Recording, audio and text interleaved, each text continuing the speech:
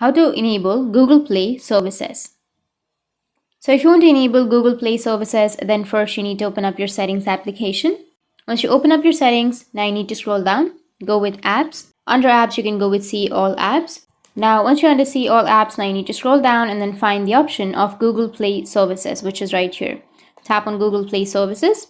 And if you've disabled the application, like here you will have disable option, right? So if you tap on disable, then you will have disable app option. So unfortunately, if this has been disabled, and if you want to enable it, then you just need to simply tap on enable option, which will be right here on the left side, and it will be enabled.